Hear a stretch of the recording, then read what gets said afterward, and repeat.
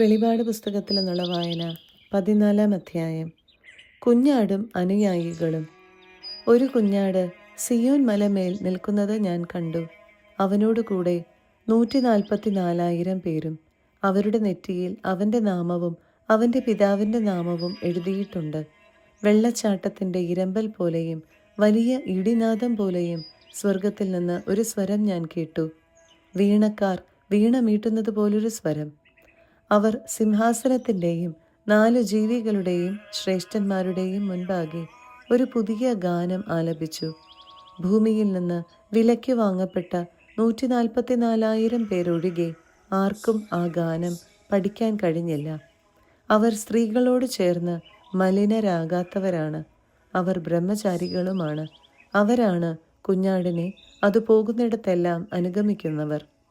അവർ ദൈവത്തിനും കുഞ്ഞാടിനുമുള്ള ആദ്യ ഫലമായി മനുഷ്യരിൽ നിന്ന് വിലയ്ക്ക് വാങ്ങപ്പെട്ടവരാണ്. അവരുടെ അധരങ്ങളിൽ വ്യാജം കാണപ്പെട്ടില്ല. അവർ നിഷ്കളങ്കരാണ്. 3 ദൂതന്മാർ. മധ്യ ആകാശത്തിൽ പറക്കുന്ന വേറൊരു ദൂതനെ ഞാൻ കണ്ടു. ഭൂമിയിലുള്ളവരോടും സകല ജനതകളോടും ഗോത്രങ്ങളോടും ഭാഷകളോടും രാജ്യങ്ങളോടും വിളംബരം ചെയ്യാനുള്ള ഒരു സനാതന സുവിശേഷം അവൻ്റെ പക്കലുണ്ട്. അവൻ ഉച്ചസ്വരത്തിൽ വിളിച്ചു പറഞ്ഞു, ദൈവത്തെ ഭയപ്പെടുകയും അവിടുത്തേക്ക് മഹത്വം നൽകുകയും ചെയ്യുവിൻ. എന്തെന്നാൽ അവിടുത്തെ വിധിയുടെ സമയം വന്നു കഴിഞ്ഞു. ആകാശത്തെയും ഭൂമിയെയും സമുദ്രത്തെയും നീരുറവകളെയും സൃഷ്ടിച്ചവനെ ആരാധിക്കുവിൻ. രണ്ടാമതൊരു ദൂതൻ വന്നു പറഞ്ഞു, മഹാബാബിലോൺ വീണുപോയി. ഭോഗാസക്തിയുടെ വീഞ്ഞ് സകല ജനതകളെയും കുടിപ്പിച്ചിരുന്ന അവൾ നിലംപതിച്ചു. മൂന്നാമതൊരു ദൂതൻ വന്ന് ഉച്ചസ്വരത്തിൽ വിളിച്ചു പറഞ്ഞു, ആരെങ്കിലും മൃഗത്തെയോ അതിൻ്റെ പ്രതിമയെയോ ആരാധിക്കുകയോ നെറ്റിയിലോ കയ്യിലോ മുദ്ര സ്വീകരിക്കുകയോ ചെയ്താൽ അവൻ ദൈവകോപത്തിൻ്റെ പാത്രത്തിൽ അവിടുത്തെ ക്രോധത്തിൻ്റെ വീഞ്ഞ് കലർപ്പില്ലാതെ പകർന്നു കുടിക്കും.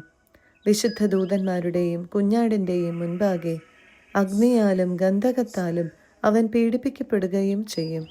അവരുടെ പീഡനത്തിൻ്റെ പുക എന്നെന്നും ഉയർന്നുകൊണ്ടിരിക്കും. മൃഗത്തെയും അതിൻ്റെ പ്രതിമയെയും ആരാധിക്കുന്നവർക്കും അതിൻ്റെ നാമമുദ്ര സ്വീകരിക്കുന്നവർക്കും രാപ്പകൽ ഒരാശ്വാസവും ഉണ്ടായിരിക്കുകയില്ല. ഇവിടെയാണ് ദൈവത്തിൻ്റെ കൽപ്പനകൾ പാലിക്കുന്ന വിശുദ്ധരുടെ സഹനശക്തിയും യേശുവിലുള്ള വിശ്വാസവും വേണ്ടത്. അനന്തരം സ്വർഗത്തിൽ നിന്ന് പറയുന്ന ഒരു സ്വരം ഞാൻ കേട്ടു, എഴുതുക, ഇപ്പോൾ മുതൽ കർത്താവിൽ മൃതിയടയുന്നവർ അനുഗ്രഹീതരാണ്. അതെ, തീർച്ചയായും അവർ തങ്ങളുടെ അധ്വാനങ്ങളിൽ നിന്ന് വിരമിച്ച് സ്വസ്ഥരാകും. അവരുടെ പ്രവൃത്തികൾ അവരെ അനുഗമിക്കുന്നു എന്ന് ആത്മാവ് അരുളി ചെയ്യുന്നു. വിളവെടുപ്പ്. പിന്നെ ഞാൻ കണ്ടു, ഇതാ ഒരു വെൺമേഘം, മേഘത്തിന്മേൽ മനുഷ്യപുത്രനെ പോലെയുള്ള ഒരുവൻ. അവൻ്റെ ശിരസിൽ സ്വർണ കിരീടവും കയ്യിൽ മൂർച്ചയുള്ള അരിവാളുമുണ്ട്. ദേവാലയത്തിൽ നിന്ന് മറ്റൊരു ദൂതൻ പുറത്തു വന്ന് മേഘത്തിന്മേൽ ഇരിക്കുന്നവനോട് ഉച്ചസ്വരത്തിൽ വിളിച്ചു പറഞ്ഞു, അരിവാൾ എടുത്ത് കൊയ്യുക. കൊയ്ത്തിന് കാലമായി, ഭൂമിയിലെ വിളവ് പാകമായി കഴിഞ്ഞു. അപ്പോൾ മേഘത്തിലിരിക്കുന്നവൻ തൻ്റെ അരിവാൾ ഭൂമിയിലേക്ക് എറിയുകയും ഭൂമി കൊയ്യപ്പെടുകയും ചെയ്തു. സ്വർഗത്തിലെ ദേവാലയത്തിൽ നിന്ന് മൂർച്ചയുള്ള ഒരു അരിവാളുമായി മറ്റൊരു ദൂതൻ ഇറങ്ങി വന്നു. വേറൊരു ദൂതൻ ബലിപീഠത്തിൽ നിന്ന് പുറത്തു വന്നു. അവന് അഗ്നിയുടെ മേൽ അധികാരമുണ്ടായിരുന്നു. മൂർച്ചയുള്ള അരിവാളുള്ളവനോട് അവൻ ഉച്ചസ്വരത്തിൽ വിളിച്ചു പറഞ്ഞു, നിന്റെ അരിവാൾ ഇറക്കി ഭൂമിയിലെ മുന്തിരിക്കുലകൾ ശേഖരിക്കുക. മുന്തിരിപ്പഴം പാകമായിരിക്കുന്നു. അപ്പോൾ ദൂതൻ അരിവാൾ ഭൂമിയിലേക്ക് എറിഞ്ഞു. ഭൂമിയിലെ മുന്തിരി വിള ശേഖരിച്ച് ദൈവത്തിൻ്റെ ക്രോധമാകുന്ന വലിയ മുന്തിരിച്ചക്കിലിട്ടു. പട്ടണത്തിന് വെളിയിലുള്ള ചക്കിലിട്ട് മുന്തിരിപ്പഴം ആട്ടി. ചക്കിൽ നിന്ന് കുതിരകളുടെ കടിഞ്ഞാൺ വരെ ഉയരത്തിൽ 1600 സ്ഥാദിയോൺ നീളത്തിൽ രക്തപ്രവാഹം ഉണ്ടായി. 15-ാം അധ്യായം. വിജയികളുടെ സ്തുതിഗീതം. സ്വർഗത്തിൽ മഹത്വം വിസ്മയാവഹവുമായ മറ്റൊരടയാളം ഞാൻ കണ്ടു. 7 മഹാമാരികളേന്തിയ 7 ദൂതന്മാർ. ഈ മഹാമാരികൾ അവസാനത്തേതാണ്. എന്തെന്നാൽ ഇവയോടെയാണ് ദൈവത്തിൻ്റെ ക്രോധം അവസാനിക്കുന്നത്. അഗ്നിമയമായ പളുങ്കുകടൽ പോലെ ഒരു കാഴ്ച ഞാൻ കണ്ടു.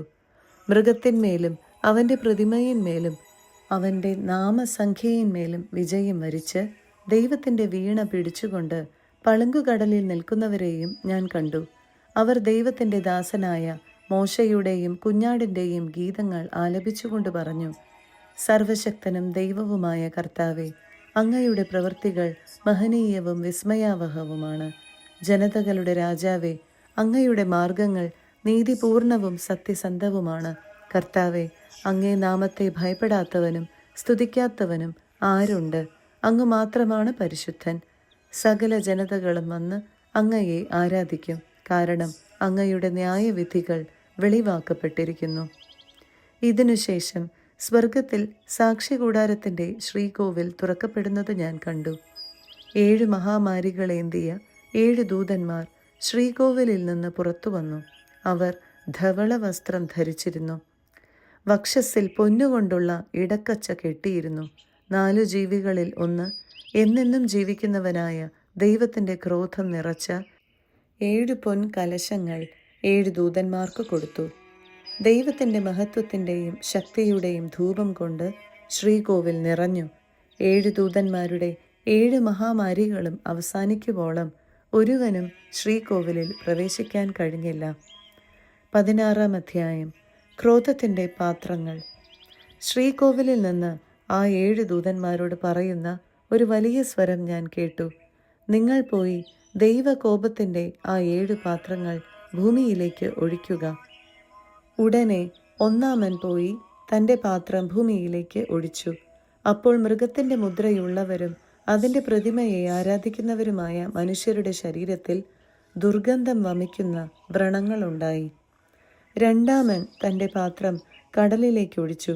അപ്പോൾ കടൽ മരിച്ചവൻ്റെ രക്തം പോലെയായി. കടലിലെ സർവ്വജീവികളും ചത്തുപോയി. മൂന്നാമൻ തൻ്റെ പാത്രം നദികളിലും നീരുറവകളിലും ഒഴിച്ചു. അവ രക്തമായി മാറി. അപ്പോൾ ജലത്തിൻ്റെ ദൂതൻ പറയുന്നത് ഞാൻ കേട്ടു: ആയിരിക്കുന്നവനും ആയിരുന്നവനും പരിശുദ്ധനുമായ അങ്ങ് ഈ വിധികളിൽ നീതിമാനാണ്. അവർ വിശുദ്ധരുടെയും പ്രവാചകന്മാരുടെയും രക്തം ചൊരിഞ്ഞു. എന്നാൽ അങ്ങ് അവർക്ക് രക്തം കുടിക്കാൻ കൊടുത്തു. അതാണ് അവർക്ക് കിട്ടേണ്ടത്. അപ്പോൾ ബലിപീഠം പറയുന്നത് കേട്ടു: അതെ, സർവശക്തനും ദൈവവുമായ കർത്താവെ, അങ്ങയുടെ വിധികൾ സത്യവും നീതിയും നിറഞ്ഞതാണ്. നാലാമൻ തൻ്റെ പാത്രം സൂര്യൻ്റെ മേലൊഴിച്ചു. അപ്പോൾ മനുഷ്യരെ അഗ്നി കൊണ്ട് ദഹിപ്പിക്കാൻ അതിന് അനുവാദം ലഭിച്ചു. അത്യുഷ്ണത്താൽ മനുഷ്യർ വെന്തെരിഞ്ഞു.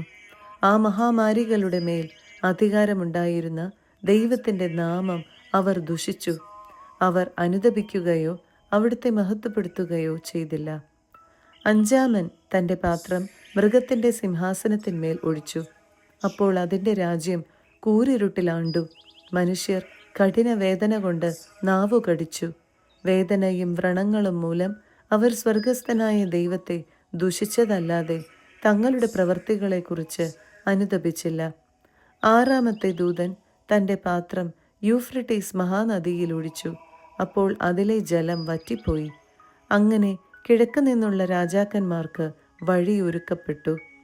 സർപ്പത്തിൻ്റെ വായിൽ നിന്നും മൃഗത്തിൻ്റെ വായിൽ നിന്നും കള്ളപ്രവാചകന്റെ വായിൽ നിന്നും പുറപ്പെട്ട തവളകൾ പോലുള്ള 3 അശുദ്ധാത്മാക്കളെ ഞാൻ കണ്ടു.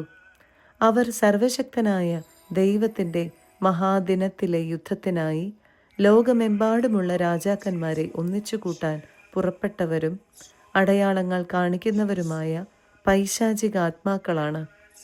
ഇതാ, ഞാൻ കള്ളനെ പോലെ വരുന്നു.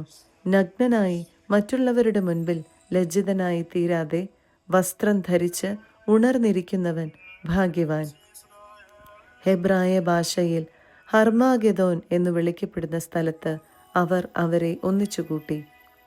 ഏഴാമൻ തൻ്റെ പാത്രം അന്തരീക്ഷത്തിൽ ഒഴിച്ചു. അപ്പോൾ ശ്രീകോവിലിലെ സിംഹാസനത്തിൽ നിന്ന് ഒരു വലിയ സ്വരം പുറപ്പെട്ടു: ഇതാ തീർന്നു.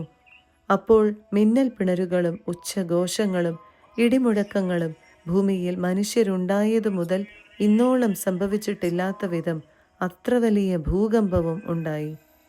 മഹാനഗരം 3 പിളർന്നു. ജനതകളുടെ പട്ടണങ്ങൾ നിലംപതിച്ചു. തൻ്റെ ഉഗ്രക്രോധത്തിൻ്റെ ചഷകം മട്ടുവരെ കുടിപ്പിക്കാൻ വേണ്ടി മഹാബാബിലോണിനെ ദൈവം പ്രത്യേകം ഓർമ്മിച്ചു. ദ്വീപുകളെല്ലാം ഓടിയൊളിച്ചു. പർവ്വതങ്ങൾ കാണാതായി. താലന്തുകളുടെ ഭാരമുള്ള വലിയ കല്ലുകളുടെ പെരുമഴ ആകാശത്തു നിന്ന് മനുഷ്യരുടെ മേൽ പതിച്ചു. കന്മഴയാകുന്ന മഹാമാരി നിമിത്തം മനുഷ്യർ ദൈവത്തെ ദുഷിച്ചു. അത് അത്ര ഭയങ്കരമായിരുന്നു.